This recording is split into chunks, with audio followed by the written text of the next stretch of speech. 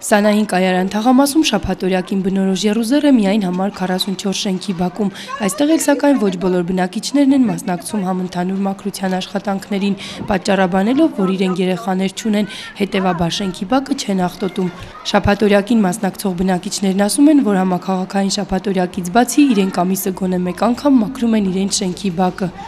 Մեր երեխեքի համար ենք անում, այստեղ ոչ մեկը մեզ համար չի մտածում։ Ես փոշին էլ մեր երեխեքն են շնչում, որ դուս են գալի։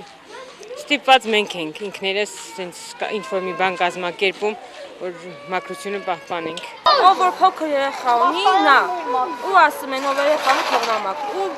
անդադ նույն մարդիկ են գշտում, որ մենք ենք մաքրում, ուրիշ մաքրող չկա։ Մաքրության աշխատանքներին ծնողներից առավել ակտիվ մասնակցում են երեխաները։ Նրանք գիտեն, որ շրջակայքը մաքրելուց բացի պետք է նաև չաղտոտել։ Շաբաթօրյակի մասին գիտեմ, որ պետք է դպրոցները, հայաթները մաքրեն, որպեսզի չգան եւ խոսակցություն չբերեն մարդկանց։ Մեր բակը մաքրում ենք, հետո որտեղ տեսնում ենք կեղտոտ այնտեղ մաքրում ենք, որպեսզի մեր բակը մաքուր լինի։ Շաբաթօրյակն է, որ ոչ մի ձեռի բան պետք է չգցենք, մեր հայաթը պետք է մաքուր պահենք։ Մենք ավլել ենք, մաքուր ենք պահում։ Պետք է բան չանենք, մեր ձեռքի աղբը չնետենք, պետք է մենք տանենք աղբարկը լցնենք։ Դեպետի ափին գտնվող այս շենքում շրջակա միջավայրի մաքրությունը լուրջ խնդիր է արդեն երկար տարիներ։ Շենքի բնակիչները շաբաթօրյակի օրերին մաքրում են բակն ու շենքի շրջակայքը, տարվա մնացած բոլոր օրերին էլ աղբը պատշգամբներից նետում ուղիղ դեպետը։ Այս երևույթը նրանք մեկնաբանում են տարիներ շարունակ աղբարկղերի բացակայության հանգամանքով։ Մինչև հիմա աղբատար ոչ մի, ասենք, մեքենա բան չի եկել, աղբն էլ ոչ միտեղ կուտակելու հնարավորություն չի ելել, ստիպված մարդիկ ջուրն են գցել։ Հիմի արդեն, որ այդ բաներ, ящикները բաներ բերել են, արդեն քիչ-քիչ կսովոր են, էլի, կտանեն այնտեղ կգցեն, ջուրը չեն գցի։ Հա իրանք են նետում, բայց աղբարկղեր չկան դրված, դրա համար ուզած-չուզած թենց են։ Հիմա օրինակ աղբարկղերը դրված են, բայց բնակիչներից հեռու են։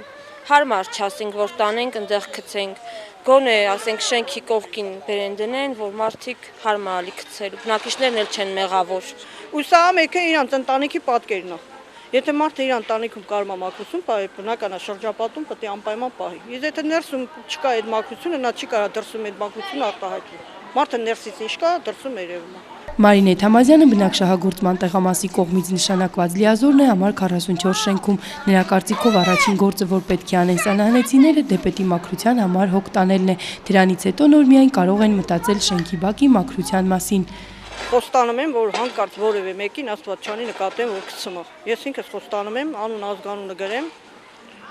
դիմեմ արդեն քաղաքապետարանը ուժի իրանց ուժերով, իրանց ոնց են ասում, ծրագրերով այդ հարցի շուրջը պատժեն գծողին։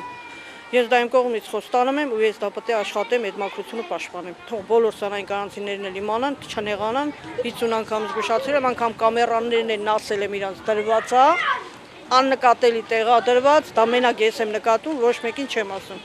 Ով որ գցեց ֆիքսվելու է, անպայման ու դա անպայման պետք է քննարկվի։ Առաջի հարցը պետք է սանային կայանում մաքրությանը դա գետի ափը մաքրություններից։ Ալավերդու բարեկարգում ՍՊ-ն Սանահին կայարան թաղամասի այս հատվածում մի քանի անգամ աղբարկղեր է տեղադրել։ Ոմանք պատճառաբանում են, որ աղբարկղերի շենքին մոտ լինելու պատճառով բնակարաններում կրծողներ են հայտնվում։ Մյուսների համար էլ դրանք չափազանց հեռու են դրված, որպեսզի հասնեն ու աղբը դրա համար նախատեսված տեղում թափեն։ Տաթևիկ Ճուղուրյան, Գևորգ Քոչինյան, լուրեր։